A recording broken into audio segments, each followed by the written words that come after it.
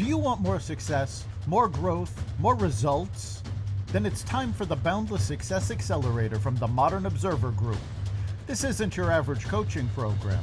It's where top performers come to dominate.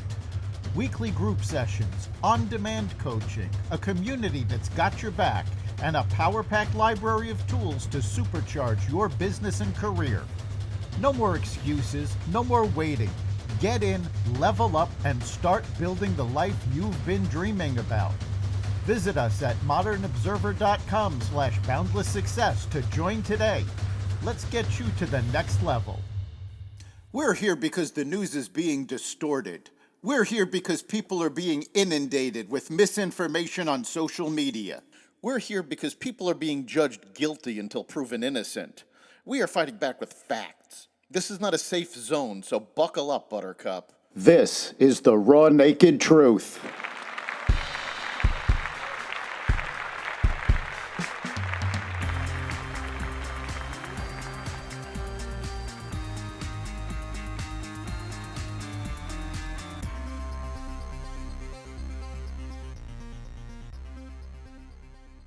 A Middle East ceasefire. The Senate starts confirmation hearings. Special Counsel Weiss reports on the Bidens and more. Welcome to the Raw Naked Truth. I'm your host, Eric Lopkin, and here's the news you need to know. As wildfires continue to rage through California and the death toll keeps rising, police arrested 3 people following 2 drone incidents as authorities report numerous encounters with aerial operations, potentially hampering life-saving measures as wildfires rage throughout Southern California. As of Monday afternoon, charges had not been released. 2 arrests stem from one drone incident, according to Los Angeles County Sheriff Robert Luna. If you do not have business in the evacuation areas, do not go there, Luna said in a press conference on Monday. You are infringing upon the work that our first responders need to attend to. Israel and Hamas are finalizing the terms of a ceasefire deal that could be announced as soon as Tuesday, Arab and Israeli officials said, raising hopes of an agreement that would at least pause the fighting in the Gaza Strip and free some of the hostages held there. Negotiators, including Steve Witkoff, President-elect Donald Trump's designated Middle East envoy, along with officials from the U.S., Israel, and Arab countries, we're meeting midday in Doha, Qatar, to finalize a draft of a deal, said the Arab officials who are helping to mediate the talks. Negotiators from Israel and Hamas were at the same location, but not in the same room, the Arab officials said, adding that messages were being exchanged via the mediators. The parties have agreed to the bigger points of the deal, but we're still working on some of the language, the Arab and Israeli officials indicated. Talks could fall apart before reaching the finish line, as they have in previous rounds of negotiations, both sides have warned.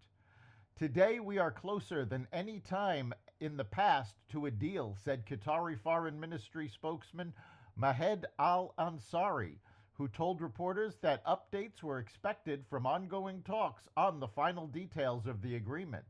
An Israeli official said Tuesday that this was the most serious round of negotiations between the two sides since a hostage deal in November 2023.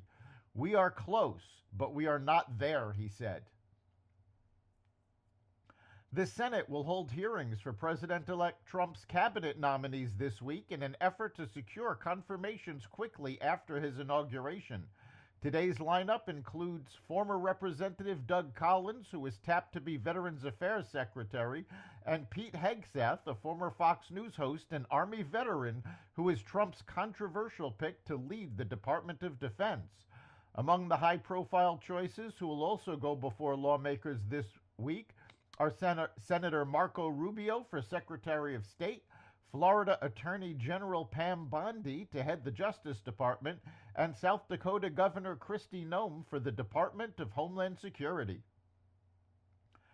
Special Counsel David Weiss blasted President Biden in his highly anticipated report on his years-long investigation into Hunter Biden, saying the commander-in-chief's characterizations of the probe into his son were wrong and unfairly maligned Justice Department officials, while admitting that the presidential pardon made it inappropriate for him to discuss whether any additional charges against the first son were warranted. The Justice Department transmitted the report to Congress on Monday evening. Weiss, in his report, chided President Biden for his December 1st, 2024 decision to grant his son a full and unconditional pardon covering nearly 11 years of conduct, including conduct related to both convictions the special counsel obtained. Hunter Biden was found guilty on 3 felony firearm offenses stemming from special counsel David Weiss's investigation. The first son was also charged with federal tax crimes regarding his failure to pay at least $1.4 million in taxes. Before his trial, Hunter Biden entered a surprise guilty plea. That's the Raw Naked Truth. You can catch every episode of The Raw Naked Truth at xvadio.com, the Apple Podcasts app, YouTube, Rumble, Spotify, iHeartRadio, Audible, Amazon Music, and other platforms that respect freedom of speech. We'll see you next time.